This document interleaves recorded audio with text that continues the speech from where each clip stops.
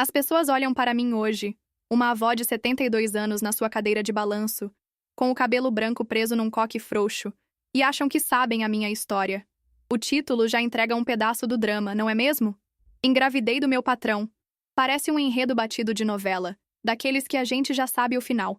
A mocinha sofredora, o homem poderoso, a esposa vingativa que humilha e joga a coitada na rua com uma mão na frente e outra atrás. Mas o que eu vivi, minha gente? Ah, o que eu vivi não cabe nessas caixinhas apertadas. A parte mais terrível da minha jornada não foi o erro que cometi movida pela paixão e pela carência de uma menina de 20 anos. O verdadeiro veneno, aquele que quase me consumiu por dentro, não foi o fruto do meu ventre, mas o segredo que a esposa dele descobriu. Um segredo que ela jogou na minha cara como uma arma, pensando que ia me destruir, mas que, por uma ironia cruel do destino, foi a chave da minha libertação. Eu me chamo Luzia Ribeiro, e aos 72 anos, com as mãos que hoje afagam meus netos marcadas pelo tempo e pelo trabalho duro, decidi que o silêncio não me serve mais de abrigo. Por mais de 50 anos, essa história ficou guardada aqui dentro, no peito, pesando como uma âncora que me prendia a um passado de dor e vergonha. Eu a contei em pedaços, em sussurros para mim mesma nas longas noites de insônia, mas nunca inteira, nunca com a coragem que sinto pulsar em mim hoje. A casinha simples onde estou agora, com o cheiro de café recém-passado no ar e o barulho suave da cadeira de balanço no assoalho de madeira, fui eu quem comprei. Cada tábua, cada telha, foi paga com o meu suor. E é daqui, do meu pequeno castelo de paz, que eu vou abrir o baú das minhas memórias para vocês. Não quero pena, não quero julgamento. Quero apenas que entendam como a vida pode ser traiçoeira e, ao mesmo tempo, surpreendentemente milagrosa. Antes de mergulhar de cabeça nesse passado, nesse Recife de 1970, que primeiro me pareceu um sonho e, depois um pesadelo, eu queria pedir uma coisa pequena, um carinho vindo de longe. Me conta aí nos comentários de que cidade, de que cantinho desse Brasil, ou até do mundo você está me ouvindo agora. Eu fico aqui na minha varanda, imaginando o rosto de cada um, como se estivéssemos todos juntos numa grande roda de conversa, partilhando um café. Saber até onde a minha voz e as minhas lembranças podem viajar me dá uma força que vocês nem fazem ideia. É como se cada um de vocês me ajudasse a carregar não só o peso, mas também a beleza de tudo o que eu vivi. Agora sim, com o coração mais quentinho por essa conexão, podemos começar. Puxa uma cadeira, ajeita o fone, porque a história é longa e cada detalhe dela importa. Aquele Recife de 1970 me recebeu com um abraço úmido e barulhento, muito diferente do calor seco e do silêncio da minha terra no interior de Pernambuco. Deixar o sertão foi como arrancar um pedaço da minha alma, mas o cheiro de poeira foi trocado pela promessa salgada do mar de boa viagem. Eu tinha acabado de completar 20 anos, com uma mala de papelão contendo mais sonhos do que roupas, e uma fé teimosa de que a vida na capital seria a minha salvação. Os carros, os prédios altos, o ruído incessante das pessoas, tudo era maior e mais rápido do que o meu ritmo. A esperança era uma brasa quente no meu peito, me aquecendo contra o medo e a solidão que sentia ao descer do ônibus naquela rodoviária imensa. Mal sabia eu que aquela mesma brisa que enchia meus pulmões de novidade também carregava os primeiros sopros da tempestade que mudaria meu destino para sempre. A mansão dos Andrade era um mundo à parte. Um palácio de mármore branco que brilhava sob o sol forte do Recife, quase machucando os olhos. A primeira vez que entrei, senti o frio da pedra atravessar as solas das minhas sandálias gastas, um frio que parecia subir pela espinha. Era uma casa silenciosa, mas não de um jeito pacífico. O silêncio ali tinha peso, ecoava nos corredores compridos e nas salas gigantescas, cheias de móveis escuros e tapetes grossos que abafavam os meus passos. Eu, acostumada com a cantoria dos galos e as risadas na vizinhança, estranhei aquela ausência de vida. Era um lugar impecavelmente limpo, perfeitamente arrumado, mas sem alma. Era como viver dentro de uma fotografia bonita, mas gelada, onde a qualquer momento a imagem podia se rasgar e revelar o que havia por trás. Minha rotina se instalou como um relógio. Eu acordava antes mesmo do sol nascer, quando a casa ainda estava mergulhada na penumbra. O meu primeiro trabalho era passar o café, e o cheiro forte se espalhava, sendo o único sinal de calor humano naquele lugar. Depois, vinha a limpeza. Eu me tornava invisível, um vulto que passava com um pano úmido nos móveis, que lustrava a prataria que quase nunca era usada. que esfregava o chão de mármore até que ele refletisse o lustre de cristal da sala de jantar. Eu aprendi a andar nas pontas dos pés, a não fazer barulho, a me comunicar por gestos com a cozinheira, uma senhora mais velha e igualmente silenciosa. Os patrões falavam através de mim, não comigo. Diga a Luzia que quero meu terno passado, dizia o doutor. Avise que o jantar será às 8, ordenava a dona. Eu era parte da mobília, uma peça útil, mas sem voz. Dona Beatriz Andrade era a personificação daquela casa, elegante, fria e intocável. Ela flutuava pelos cômodos em seus vestidos caros, deixando um rastro de perfume francês que parecia brigar com o cheiro de cera do assoalho. Seus cabelos estavam sempre presos num penteado impecável, e seu rosto quase nunca se movia para um sorriso genuíno. Era apenas um curvar de lábios, educado e distante. Ela nunca levantava a voz, não precisava. Suas ordens eram dadas num tom baixo e monocórdico que me causava mais arrepios do que qualquer grito. Às vezes, ela passava o dedo com uma luva branca sobre um móvel que eu acabara de limpar, só para verificar. Era um pequeno gesto, quase imperceptível, mas que dizia tudo. Eu estava sempre sendo vigiada, sempre sendo avaliada, e nunca era boa o suficiente para aquela perfeição gélida. Já o meu patrão, o Dr. Afonso, era uma presença mais distante no começo. Um homem imponente, de ombros largos e voz grave, que saía cedo para a sua construtora e voltava tarde, quando o cheiro do jantar já estava se dissipando. Eu ouvia o barulho dos seus sapatos caros no mármore e sabia que ele tinha chegado. O seu mundo era o escritório, uma sala proibida para mim, exceto para a limpeza, rápida no fim da manhã. De lá, vinha o cheiro de fumo de charuto e de papel, um cheiro de poder e de segredos. Naqueles primeiros meses, ele mal me olhava.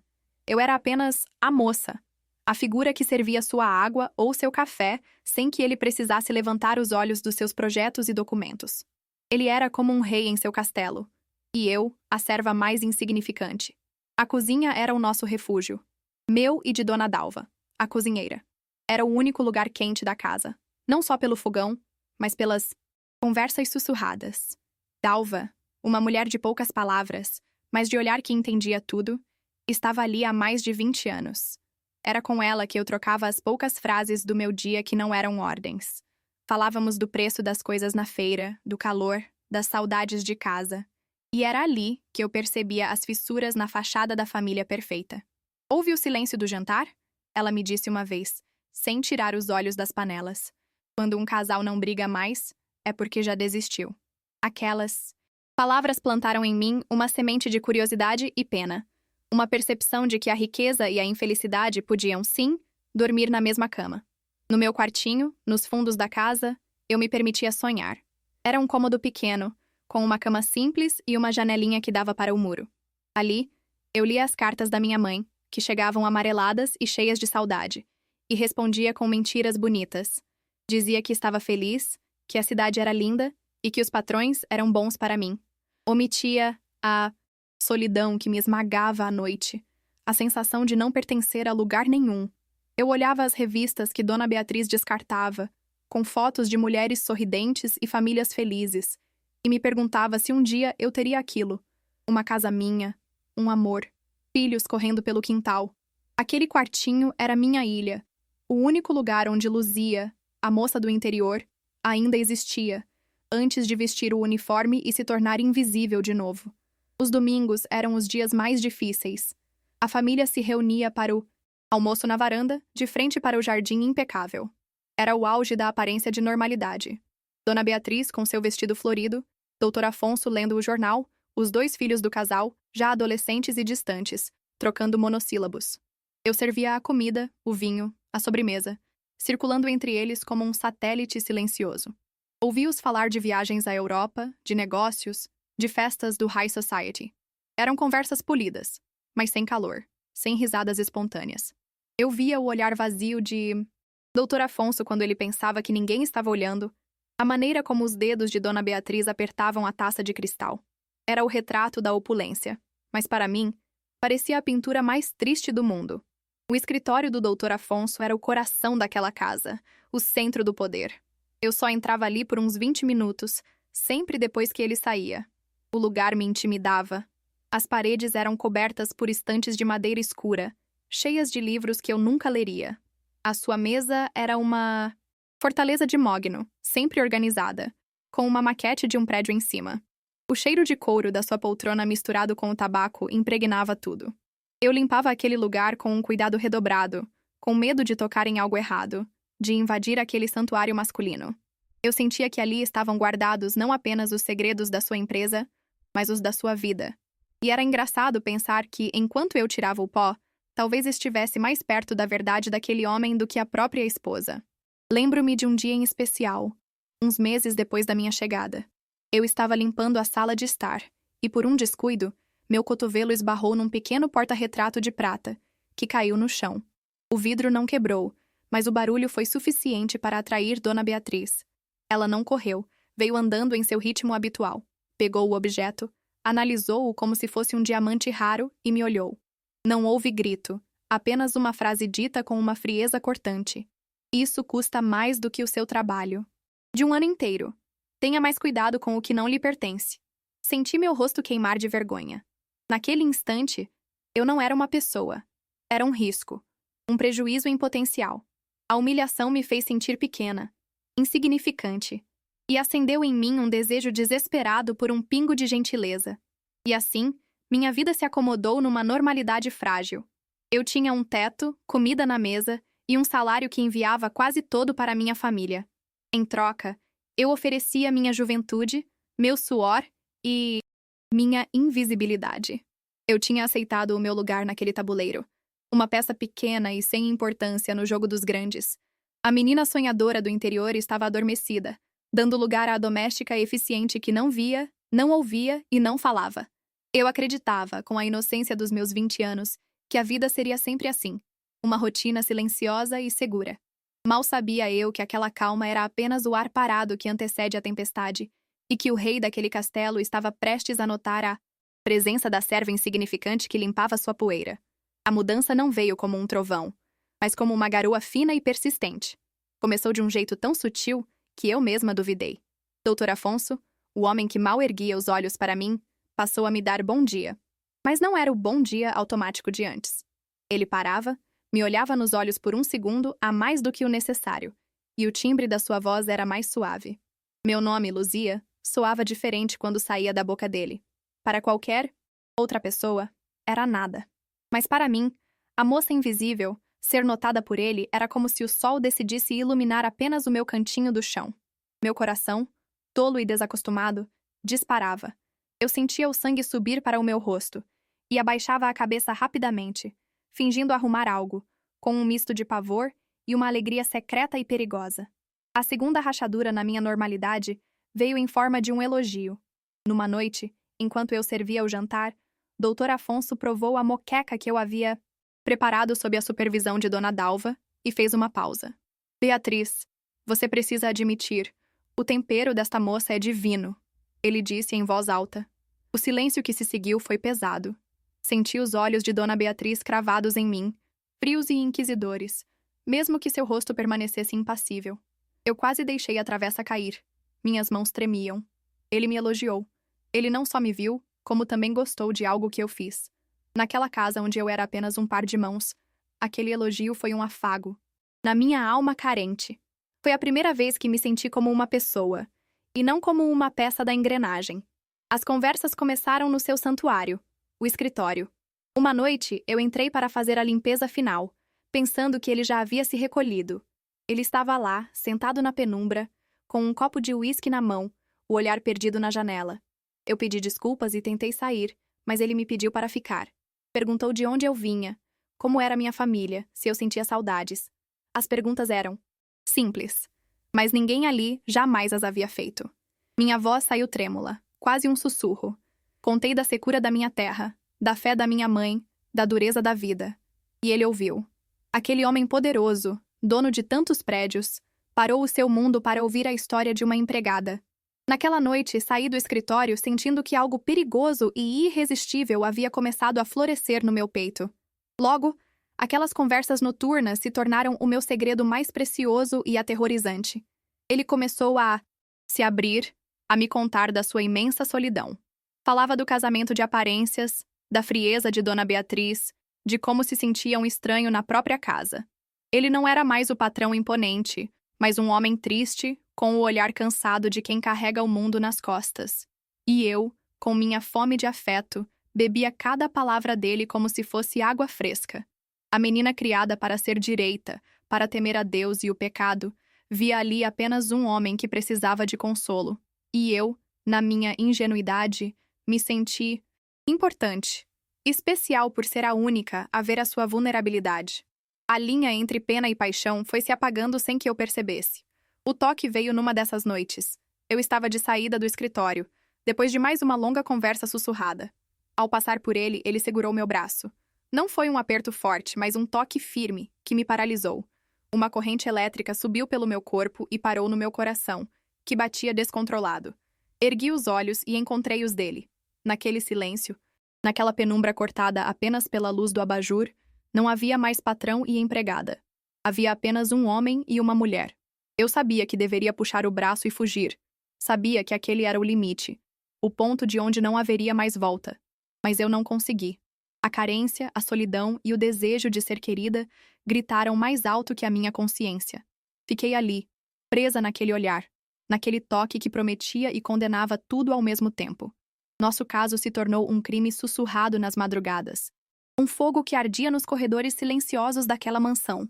A suíte de hóspedes, sempre vazia e impecável, virou nosso ninho e nossa cena do crime. Cada encontro era uma mistura de êxtase e pânico.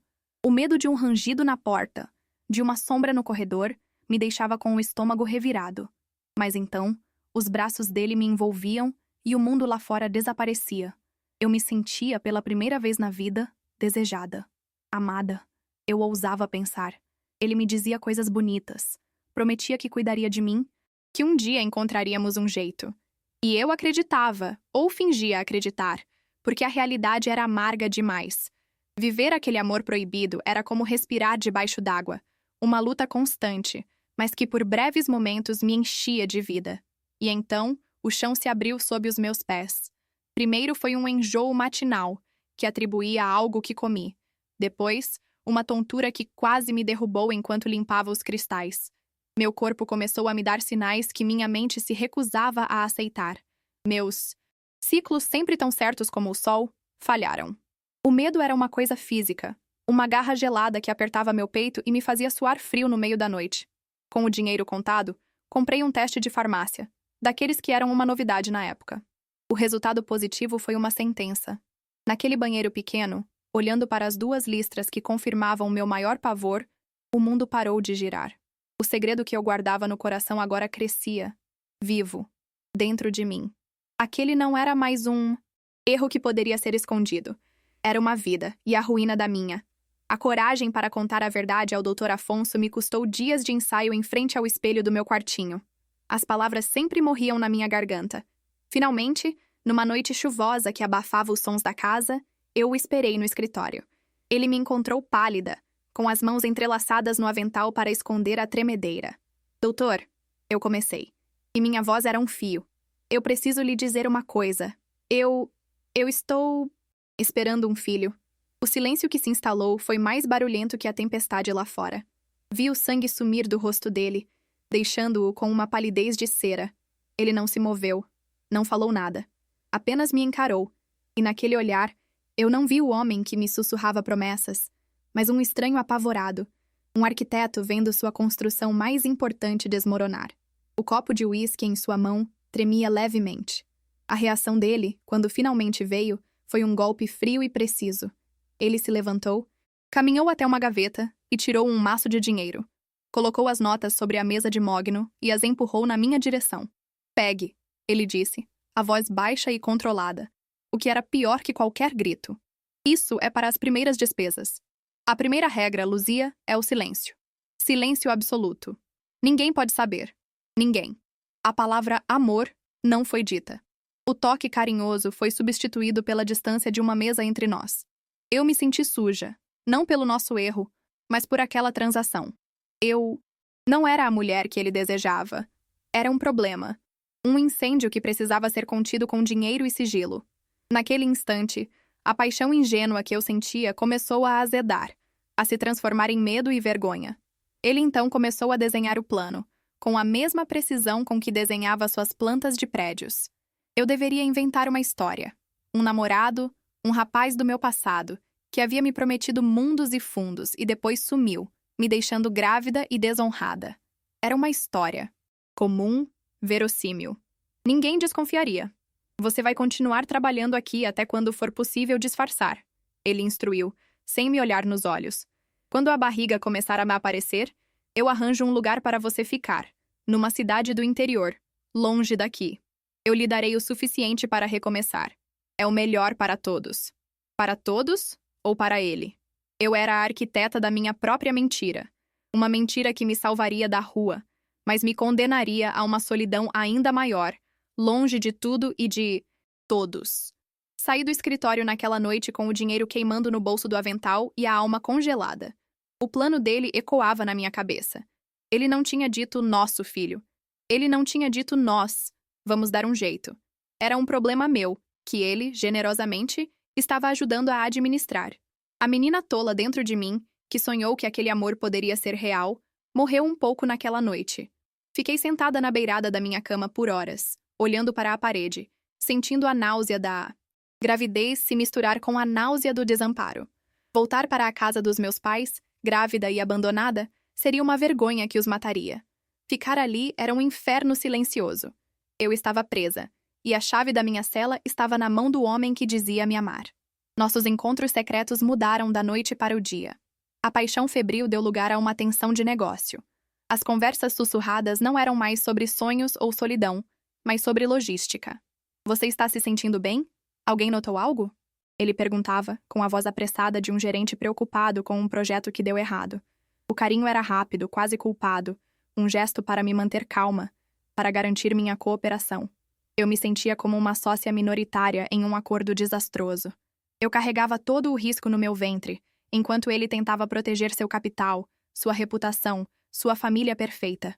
O amor, se é que um dia existiu, estava agora soterrado sob camadas de medo e conveniência, e eu sentia frio mesmo em seus braços. Os primeiros meses foram um tormento físico e silencioso. O enjoo matinal vinha em ondas violentas, e eu precisava correr para o banheiro dos fundos, ligando a torneira para disfarçar o som, rezando para que ninguém ouvisse. O cansaço pesava no meu corpo como chumbo. Subir as escadas daquela mansão parecia escalar uma montanha. Meu uniforme, antes folgado, começou a parecer justo, e o avental se tornou meu escudo, meu cúmplice, amarrado de um jeito que disfarçava a curva sutil que começava a se formar na minha barriga. Cada dia era uma vitória e um risco. Eu vivia num estado de alerta constante, monitorando meu próprio corpo, temendo que ele, a qualquer momento, gritasse o segredo que eu tentava abafar com tanto desespero. Dona Beatriz, com seu faro para imperfeições, começou a me observar. Seus olhos frios pareciam demorar mais em mim, analisando meu rosto, meu jeito de andar. Você está pálida, Luzia. Anda comendo direito? Ela perguntava, com uma falsa preocupação que me gelava a espinha. A pergunta não era um ato de cuidado. Era uma investigação. Cada gesto meu era colocado sob seu microscópio invisível. Se eu hesitava por um segundo, sentindo uma pontada de tontura, o olhar dela estava lá, afiado, inquisidor. Eu aprendi a sorrir, um sorriso fraco e servil, e a responder que estava tudo bem, apenas um pouco cansada. Eu sentia que estava num campo minado, e que ela estava apenas esperando o meu primeiro passo em falso. Foi então que ela começou a me dar as tarefas mais pesadas, como se quisesse testar meus limites, me quebrar pela exaustão. Luzia, os vidros da varanda estão imundos. Quero que os limpe por fora e por dentro. Ela ordenava, sabendo que eu teria que me equilibrar numa escada. O chão de toda a casa precisa ser encerado à mão hoje. Quero vê-lo brilhando. Eu obedecia em silêncio, sentindo minhas costas doerem, o suor escorrendo pela minha testa, a tontura me ameaçando. Cada músculo do meu corpo gritava, mas eu continuava, esfregando, limpando, polindo. Era uma guerra não declarada. Ela me atacava com o trabalho, e eu me defendia com a minha resistência, movida pelo pavor e pelo instinto de proteger a vida que crescia em mim. A humilhação, que antes era sutil, se tornou um espetáculo. Certo dia, na cozinha, na frente de Dona Dalva, Dona Beatriz pegou um prato que eu havia acabado de secar e o ergueu contra a luz. Isto está engordurado, sua porca! Você não tem capacidade de fazer nem o serviço mais simples direito? Ela disse, a voz controlada, mas carregada de desprezo. Senti meu rosto arder como se ela tivesse me dado um tapa. Baixei a cabeça, incapaz de responder, enquanto ela colocava o prato de volta na pia com um barulho seco. Lave tudo de novo, e direito desta vez. Fiquei ali, paralisada, sentindo as lágrimas quentes querendo descer. Era uma demonstração de poder, um aviso claro de quem mandava e do quão baixo era o meu lugar. Dona Dalva, a cozinheira, não disse uma palavra. Apenas esperou que Dona Beatriz saísse da cozinha. Então, sem me olhar, ela pegou o pano de prato da minha mão trêmula. Deixa, menina. Eu termino isso aqui. Vá tomar um ar lá fora. Ela sussurrou, a voz rouca. Mais tarde, encontrei uma xícara de chá de erva doce na minha cama, ainda morno. Foi um gesto pequeno, um ato de bondade clandestino naquele ambiente hostil, mas que para mim significou o mundo. Ela não perguntou nada, não fez acusações, mas naquele chá estava a sua compreensão. Ela sabia que algo estava terrivelmente errado, e aquela foi a sua maneira de me dizer que eu não estava completamente sozinha no meu sofrimento. Chorei em silêncio, bebendo o chá, agradecida por aquele pingo de humanidade. Afonso se tornou um mestre na arte da duplicidade. Durante o dia, se passasse por mim nos corredores, mal desviava o olhar dos seus papéis, tratando-me com a mesma distância formal de sempre, às vezes até com uma frieza calculada se Beatriz estivesse por perto. Ele era o Dr. Andrade, o patrão, o chefe da família. Mas à noite, quando a casa dormia, ele se transformava. Vinha ao meu quarto, trazia um doce que havia guardado do jantar, me abraçava e pedia desculpas por sua aspereza. Tenha paciência, meu amor. É para o nosso bem. Falta pouco. Ele sussurrava, beijando meu cabelo. Essa montanha-russa emocional me destruía. O carrasco do dia se tornava o amante da noite, e essa dualidade me mantinha presa, agarrada à esperança de que o segundo fosse o seu verdadeiro eu. O dinheiro que ele me deu continuava intocado, escondido no fundo da minha mala. Era o dinheiro da minha vergonha, o preço do meu silêncio. Olhar para ele me causava enjoo. Eu dependia completamente dele, do seu humor, do seu plano. Não tinha para onde ir. Cada cruzeiro que eu gastasse daquele montante seria como admitir meu papel, aceitar que eu era a amante paga para desaparecer. Ao mesmo tempo, eu sabia que precisaria dele. Aquele dinheiro era a única coisa que se interpunha entre mim e a miséria total quando a hora chegasse. Essa dependência era humilhante. Uma corrente invisível que me prendia a ele e àquela casa, me lembrando a cada instante que minha liberdade e meu futuro não me pertenciam mais. O medo de ser descoberta era um companheiro constante, um zumbido nos meus ouvidos. Certa manhã, ao levar o café para Dona Beatriz em seu quarto, uma onda de tontura me atingiu com força. O mundo girou, a bandeja tremeu nas minhas mãos e o líquido balançou perigosamente nas xícaras. Eu me apoiei no batente da porta por um segundo, fechando os olhos. O que foi, Luzia? Passando mal? A voz dela soou cortante. Não, senhora, consegui dizer, respirando fundo. Foi só uma tontura. Acho que não comi direito hoje cedo.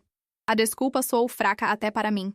Ela me olhou por um longo tempo, um olhar que me desnudava, e eu senti um suor frio escorrer pela minha espinha. A adrenalina do quase desastre me deixou tremendo pelo resto do dia. Escrever para minha mãe se tornou uma tortura. As folhas em branco do papel de carta pareciam me acusar. Como eu poderia continuar com as mentiras? Estou bem, mãe. Não se preocupe. O trabalho é tranquilo e os patrões são justos. Cada palavra era uma facada na minha consciência. Eu lia as notícias da nossa gente, do nosso lugar, e a saudade doía como uma ferida aberta. Eu queria contar a verdade, pedir o colo dela, chorar até não ter mais lágrimas. Mas eu não podia. A vergonha que eu causaria, a decepção nos olhos do meu pai, eu não suportaria. Então eu selava o envelope com mais mentiras, enviando uma versão de mim que já não existia, enquanto a verdadeira Luzia se afogava em segredo. A mansão, que um dia me pareceu um palácio, agora era a minha prisão dourada. Cada objeto de luxo, cada móvel polido, cada tapete persa parecia zombar de mim. Eu era uma fraude naquele cenário de riqueza e retidão. O rangido do assoalho à noite era o som dos meus medos se aproximando. O tic-tac do relógio na sala era a contagem regressiva para a minha ruína. Eu me sentia sufocada pela beleza e pelo silêncio daquele lugar. Meu quartinho nos fundos, antes meu refúgio, agora parecia uma cela. Eu ansiava pelo dia em que Afonso me mandaria embora, mesmo que fosse para o desconhecido. Qualquer lugar parecia melhor do que aquela agonia lenta e diária, vivendo sob o mesmo teto da mulher que eu traía. Os jogos psicológicos de Dona Beatriz se intensificaram. Durante o jantar, ela desenvolveu o hábito de contar histórias, sempre com um tema em comum. Falava de moças do interior que vinham para a cidade grande e se perdiam, de sirigaitas, que se envolviam com homens casados e acabavam na sarjeta, com um filho nos braços e a desonra como única companhia. Ela nunca olhava diretamente para mim, mas suas palavras eram dardos envenenados lançados na minha direção, e eu sentia cada um deles perfurar minha pele. Afonso ficava visivelmente desconfortável, mudando de assunto, mas ela persistia com um sorriso fino nos lábios. Era a sua forma de me torturar, de me lembrar que ela sabia, ou que desconfiava o suficiente para me fazer sangrar. Então, num final de tarde, enquanto eu dobrava os lençóis lavados, eu senti. Foi um tremor suave, uma borboleta batendo asas dentro de mim. Parei, com o coração na boca, e esperei. E veio de novo, um pequeno solavanco, inconfundível. Meu filho. Era a primeira vez que eu o sentia se mover.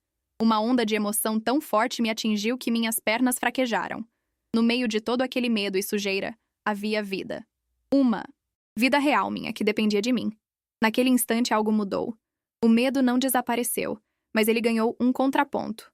Um amor feroz, primitivo, protetor. Não era mais apenas sobre salvar a mim mesma. Era sobre salvar meu filho. Contei a Afonso sobre o movimento do bebê numa das nossas conversas apressadas. Por um momento, a máscara de gerente de crises caiu. Um lampejo de algo que parecia maravilha passou por seus olhos. Já? Tão cedo? Ele perguntou, e sua voz tinha um tom de genuína surpresa. Ele até ousou colocar a mão timidamente sobre minha barriga, por cima do uniforme. Mas o momento de ternura durou pouco. A realidade voltou a se impor em seu rosto. Isso só significa que temos menos tempo. Você precisa ter ainda mais cuidado, Luzia. O risco é maior a cada dia, ele disse, a voz novamente tensa e prática. Aquele momento agridoce foi mais uma prova da sua guerra interna e da minha solidão na minha própria gravidez. A crueldade de Beatriz continuava a encontrar novas formas. Um dia, ela acidentalmente derramou uma taça inteira de vinho tinto no tapete branco da sala. Um tapete que eu havia passado a manhã inteira limpando. Oh, que desastrada eu sou! Ela disse com um falso tom de lamento. Luzia, querida, limpe isso para mim antes que manche para sempre. E ficou ali, de pé, me observando esfregar o chão de joelhos, lutando contra as náuseas provocadas pelo cheiro forte do vinho e dos produtos de limpeza. Eu esfregava com raiva, com lágrimas de humilhação nos olhos, sentindo seu olhar satisfeito sobre mim. Cada gota daquele vinho parecia o sangue da minha dignidade, se espalhando pelo chão. Outra vez, ela me questionou sobre um par de sandálias novas que eu havia comprado com o dinheiro de Afonso para aliviar meus pés inchados. Que sandálias bonitas, Luzia. Onde conseguiu? Seu salário mal dá para o sustento, imagino. A pergunta foi feita na frente do motorista, me colocando numa posição impossível. Gaguejei. Inventei que havia sido um presente da minha mãe, que havia economizado por meses. A mentira saiu fraca. E o sorriso de Beatriz me disse que ela não acreditou em uma única palavra. Ela estava colecionando provas, construindo um caso contra mim, e eu me sentia como um animal acuado, sem rota de fuga, esperando o bote final. Em meio a tudo isso, uma casca começou a se formar ao redor do meu coração. A menina chorosa e assustada ainda estava lá, mas ela estava aprendendo a se esconder. Eu desenvolvi uma máscara de indiferença. Cumpria minhas tarefas com uma eficiência robótica. O rosto em branco, os olhos baixos.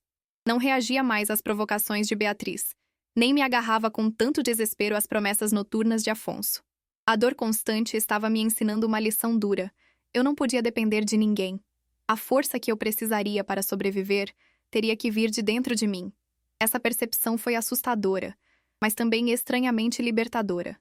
A transformação de Luzia, a vítima, em Luzia, a lutadora, estava começando. Numa noite de desespero, eu o confrontei. Para onde exatamente o senhor vai me mandar? Perguntei, a voz mais firme do que eu esperava. Que cidade é essa? O que eu vou dizer para as pessoas? Como vou viver? Eu preciso saber, Dr. Afonso. Não sou um pacote para ser despachado. Foi a primeira vez que exigi respostas, que saí do meu papel de serva passiva. Eu não estava pedindo, estava cobrando. A necessidade de proteger meu filho me deu uma coragem que eu não sabia que possuía. Eu precisava de um plano de verdade, não de promessas vagas ditas na escuridão para me manter quieta. A reação dele foi de irritação, não de compaixão. O doutor Afonso, acostumado a dar ordens e ser obedecido, não gostou de ser questionado.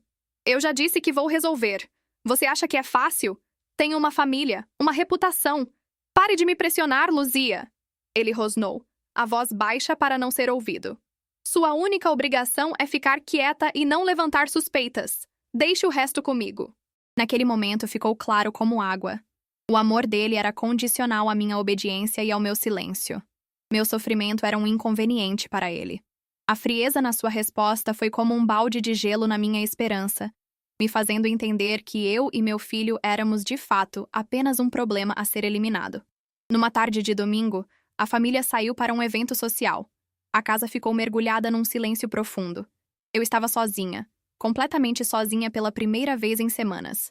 Fui até a sala de estar, o lugar onde eu era mais invisível, e me sentei no sofá macio, algo que eu nunca ousaria fazer.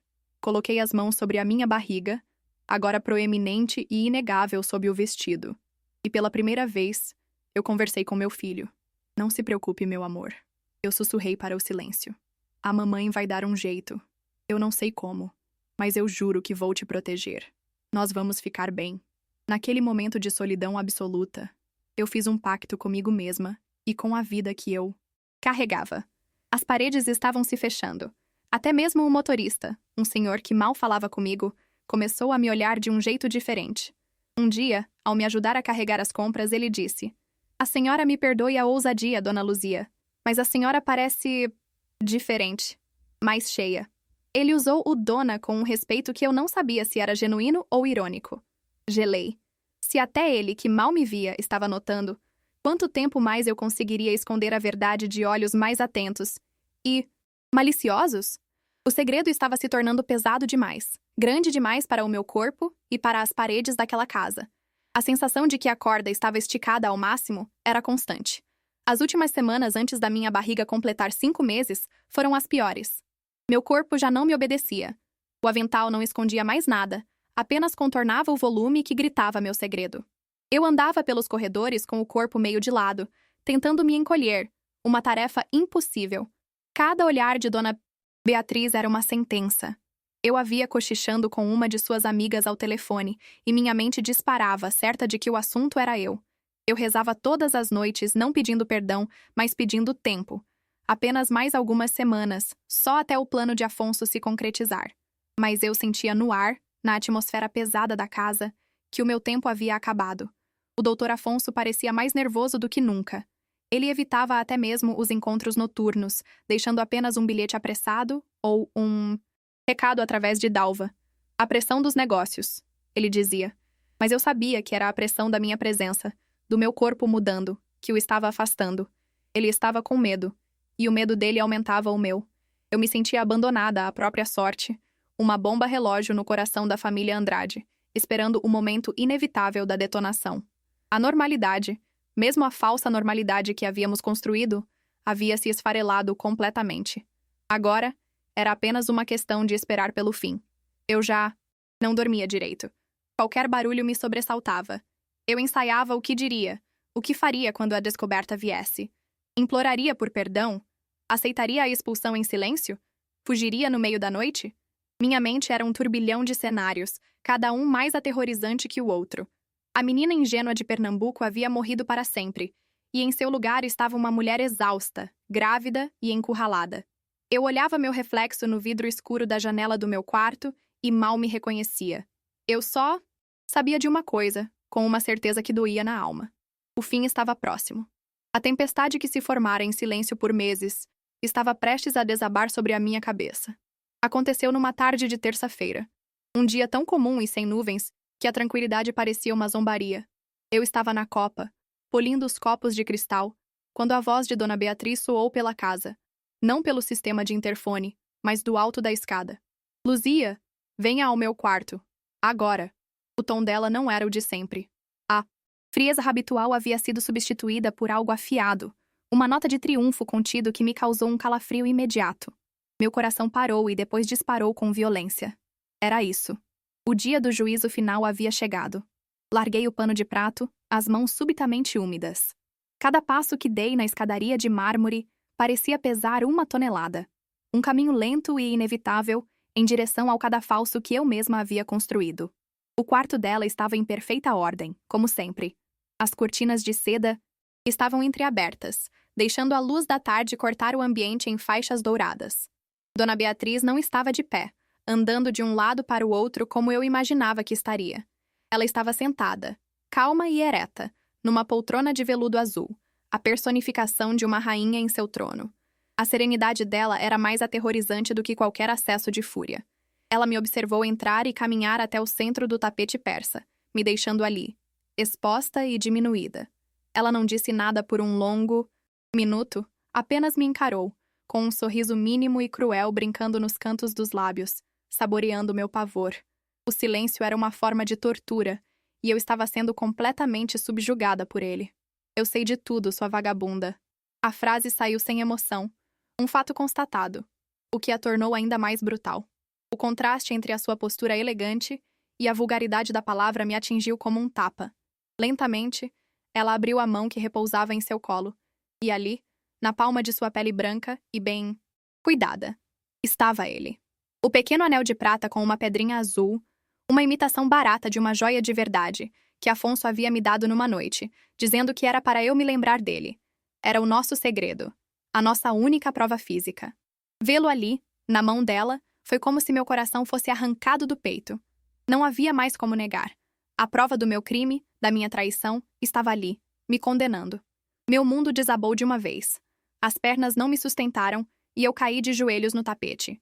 Macio, o pranto explodindo de mim num som gutural, desesperado. Me perdoa, Dona Beatriz, por favor, me perdoa. Eu soluçava, as palavras se embolando, a vergonha me queimando por dentro. Eu não tinha mais defesas, não tinha mais mentiras. Era apenas eu, a moça culpada, a amante desmascarada. Minha mente só conseguia projetar a cena seguinte. Ela me arrastando pelos cabelos, jogando minhas poucas coisas na rua, gritando para que todos os vizinhos ouvissem sobre a minha desonra. Eu estava pronta para a expulsão, para a humilhação pública. Naquele momento, eu teria aceitado qualquer punição, pois sentia que merecia a pior de todas. Mas a fúria que eu esperava não veio. Em vez disso, ouvi um riso baixo, desdenhoso. Perdão? Você acha que eu me importo? Ela disse, e a surpresa me fez erguer o rosto molhado de lágrimas. Você acha que é a primeira? Ou a última? Afonso é um homem fraco, sempre precisou de suas aventurazinhas para se sentir poderoso. Eu sei das escapadas dele há anos. Tolero, desde que ele mantenha a discrição e não envergonhe o nome da família. Aquelas palavras me confundiram. Se ela não se importava com o caso, por que aquela cena? Por que o anel? A humilhação? Eu não entendia qual era o jogo dela. A base do meu medo começou a ruir, dando lugar a uma perplexidade ainda mais assustadora. Se essa parte da minha história te tocou, esse instante em que eu estava ali, no chão, completamente quebrada e achando que minha vida tinha acabado, deixa seu comentário. Eu leio cada palavra de vocês, e é como se suas vozes atravessassem o tempo para me encontrar naquele quarto. Saber que vocês entendem a profundidade daquele desespero me ajuda a lembrar não só da dor, mas da força que nasceu logo depois dela. A empatia de vocês é um bálsamo para cicatrizes antigas. É um lembrete de que, mesmo no fundo do poço, uma reviravolta pode estar nos esperando, e que sobrevivi para poder contar. Ela se levantou da poltrona, o sorriso cruel agora mais largo. O que me incomoda, sua tonta, não é a traição. Isso é banal. Ela continuou, circulando ao meu redor como um predador. O que me ofende é a sua audácia, a sua estupidez. O segredo que eu descobri, o verdadeiro segredo, não é que meu marido tem uma amante. Ela parou na minha frente, me olhando de cima. É que desta vez, a amante é ignorante o suficiente para achar que carrega um herdeiro dos Andrade no ventre. As palavras dela eram lentas, cada sílaba um degrau a mais na minha agonia. Eu senti o ar faltar. O que ela queria dizer com aquilo? E isso, minha querida? Ela sibilou, inclinando-se até que seu rosto ficasse a centímetros do meu. É simplesmente impossível. A palavra impossível foi dita com uma convicção aterradora. Eu a encarei, sem entender, a mente turva pela confusão e pelo medo. Ela se endireitou, saboreando o golpe final antes de desferi-lo. Meu marido, ela disse com a voz clara e cortante como vidro quebrado. É estéril. Fizemos exames na Europa há mais de 10 anos, depois que os meninos nasceram. Afonso não pode ter filhos. O mundo parou. As palavras dela ficaram suspensas no ar, ecoando no silêncio do meu cérebro chocado. Estéril. Não pode ter filhos. A informação era tão absurda, tão fora da realidade que eu vivia, que não consegui processar. Meu cérebro era um caos. Estéril. A palavra girava, girava, sem encontrar lugar para pousar. Se Afonso não podia ter filhos, então... Então de quem? A imagem dele, o toque dele, a culpa que começou a se dissolver como fumaça. E no vácuo que se abriu, uma outra memória, uma lembrança que eu havia enterrado sob camadas de vergonha e álcool barato, começou a emergir. Eram flashes, fragmentos de uma noite quente de junho. A fogueira, a música alta de uma festa de São João de rua, a sensação de estar terrivelmente sozinha no meio da multidão. Eu havia conseguido uma folga rara e saí para não ficar na casa vazia. A lembrança se tornou nítida como um raio. A garrafa de vinho barato, que eu bebi rápido demais, tentando afogar a solidão. E então, um rosto. Um rapaz simples, um dos trabalhadores da obra vizinha, que me olhou não com luxúria, mas com uma doçura que me desarmou. Nós dançamos, conversamos, e eu, carente e embriagada, me senti vista. Lembro-me vagamente de ir com ele para um lugar mais afastado, de um beijo, de uma entrega desajeitada e rápida, movida mais pela necessidade de um contato humano do que por paixão. Na manhã seguinte, a ressaca e uma vergonha imensa me fizeram trancar aquela memória numa caixa de ferro no fundo da minha mente.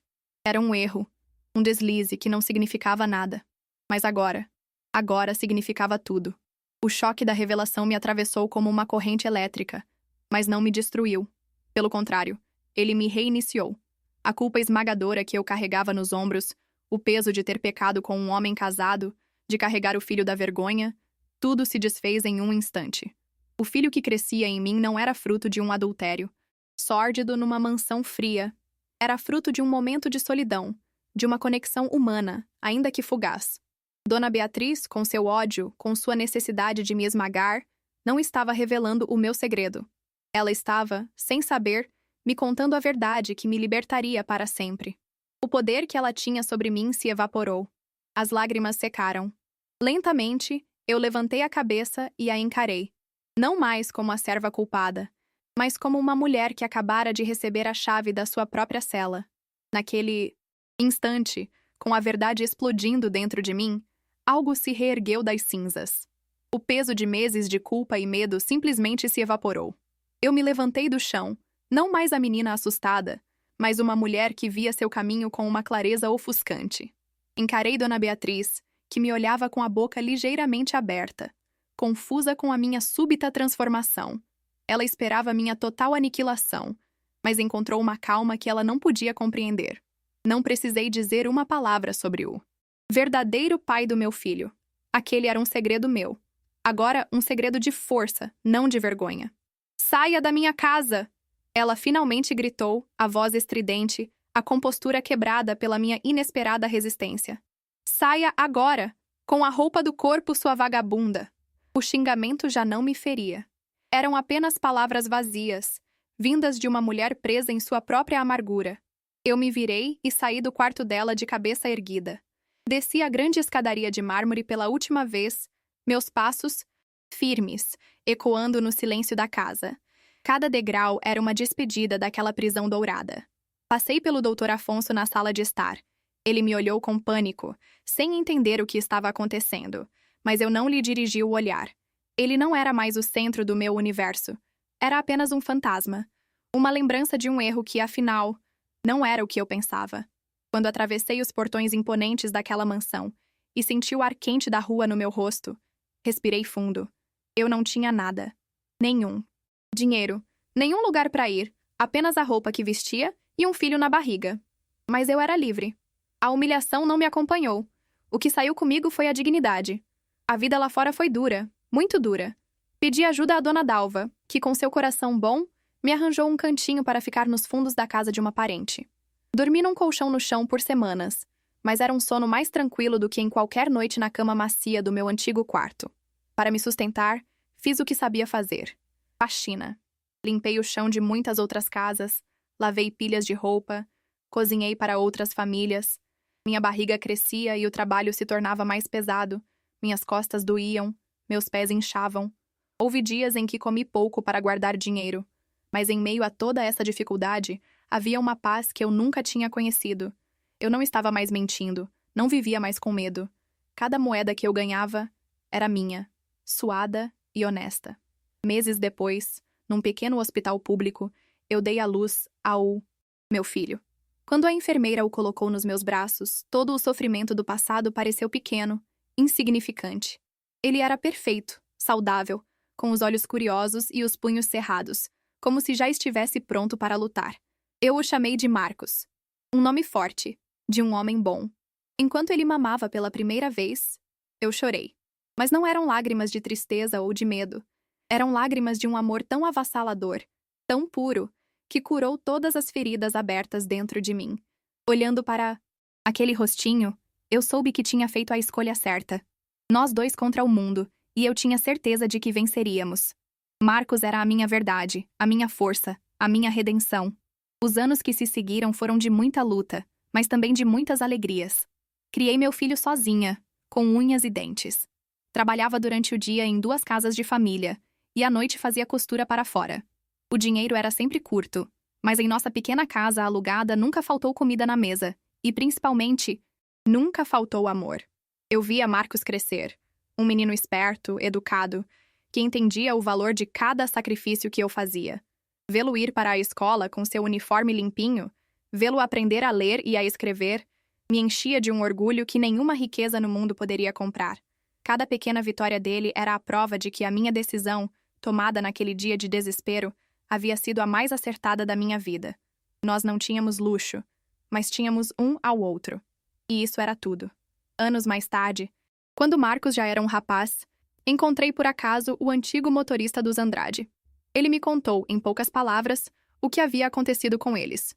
Continuaram o casamento de fachada, frios e distantes, vivendo na mesma mansão silenciosa. Dr. Afonso se tornou um homem amargurado, assombrado pela revelação de sua esterilidade, que Dona Beatriz fazia questão de usar como arma em cada discussão. Ela, por sua vez, viveu presa à sua vitória vazia, uma rainha de um castelo de infelicidade, sem amor e sem alegria verdadeira. A notícia não me trouxe prazer, apenas uma profunda tristeza. Eles tinham tudo, e ao mesmo tempo, não tinham nada. Ficaram presos para sempre no segredo que os definia. Hoje, sentada aqui na varanda da minha casinha, a que eu mesma comprei, eu entendo a peça que a vida me pregou. O segredo que a esposa dele descobriu não era o meu, era o deles. O meu segredo era outro, o de uma noite de solidão que, por ironia, me deu o maior presente da vida. A revelação de Beatriz, dita com o mais puro ódio para me destruir, foi o que me permitiu construir minha própria história, longe das mentiras e da opulência triste daquela mansão. A verdade, por mais que doa na hora, tem um poder libertador que nenhuma mentira, por mais confortável que seja, consegue sustentar por muito tempo. Ela sempre encontra uma fresta para aparecer e nos colocar no caminho que realmente nos pertence. E é por isso que eu decidi contar tudo isso a vocês. Olho para meu filho, hoje um homem feito, um pai maravilhoso, e para os meus netos correndo nesse quintal, e meu coração se enche de gratidão. A vida me ensinou da maneira mais dura que, às vezes, a maior humilhação que sofremos pode ser o ponto de partida para a nossa maior força. Não se desesperem no fundo do poço, pois é lá que muitas vezes encontramos o impulso para subir mais alto do que nunca. Não tenham medo da verdade, pois ela, e somente ela, pode nos libertar das prisões que nós mesmos ou os outros constroem ao nosso redor. E essa, minha gente, é a única herança que eu realmente faço questão de deixar.